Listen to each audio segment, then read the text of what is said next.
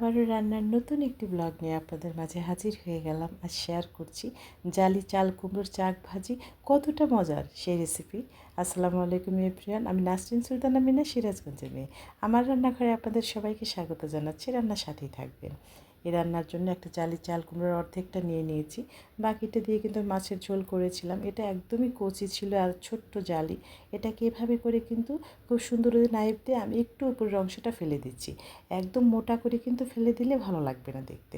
এভাবে করে ফেলে দিলে একটু সবুজ সবুজ থাকে, দেখতে অনেক বেশি ভালো লাগে।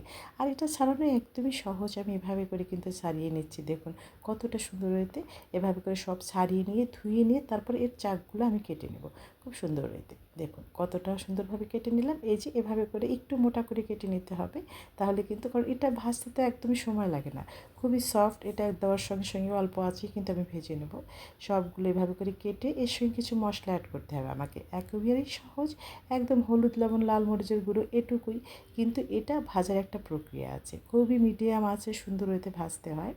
এখন আমি একটু হলুদ গুঁড়ো, একটু লাল মরিচ গুঁড়ো আর স্বাদ মতো লবণ নিয়ে নেব। ঝালটা খুব একটা না, মিডিয়াম দেবেন। আর হচ্ছে লবণটা কিন্তু পরিমাণ মতো দিতেই হবে, লবণটা পরিমাণ মতো দিলে এমনিতেই খেতে ভালো লাগে। সবগুলোতে আমি খুব সুন্দর হইতে বেগুন যেভাবে আমি মাখিয়ে নিই মশলার সঙ্গে, এভাবে করে মাখিয়ে নিচ্ছি। প্রত্যেকটা চাল কুমড়োর সঙ্গেই যেন একদম মশলাটা সুন্দরভাবে বসে যায়, তাহলেই কিন্তু খেতে বেশি ভালো লাগবে। যে কোনো কিছুই ঝাল লবণ স্বাদ মতো হলে যে কোনো রেসিপি অনেক ভালো লাগে। হয়ে গিয়েছে, এখন একটা একটা করে সুন্দর হয়ে আমি ভেজে নেব সবগুলো।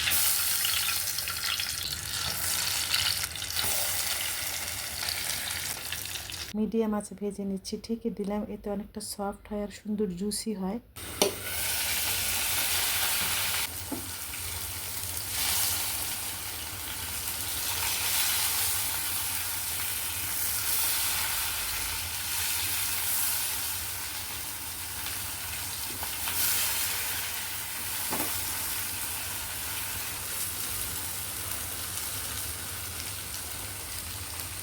এভাবে করে ঢেকে ঢেকে কিন্তু ভাজতে হবে, তাহলে কিন্তু অনেক সফট হবে, খেতে ভীষণ ভালো লাগে।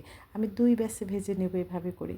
এই ভাজিটা যদি থাকে, এই জালি ভাজিটা থাকলে আর কোনো রেসিপি লাগবে না, আমি আপনাদের কথা দিচ্ছি। আপনারা বাসায় ট্রাই করে আমাকে জানাবেন লাইক কমেন্টস করে যে আসলে কতটুকু সত্য ছিল। এটা যে কী দুর্দান্ত খেতে, আমার পরিবারের তো ভীষণ পছন্দ। আমি 2 ব্যাচে খুব সুন্দর হইতে ভাজি করে নিচ্ছি। এটা গরম ভাতে খেতে হবে, কিন্তু গরম ভাতে একেবারে অসাধারণ, কিছু বলার নেই। এটা করলে অনেক ভালো লাগে, রুচিরও পরিবর্তন হয়, খেতেও ভালো লাগে। আমি সবগুলো কিন্তু ভেজে নিয়েছি, এই যে একটা সার্ভিং বাটিতে দিয়ে দিয়েছি, দেখুন কতটা ভালো হয়েছে।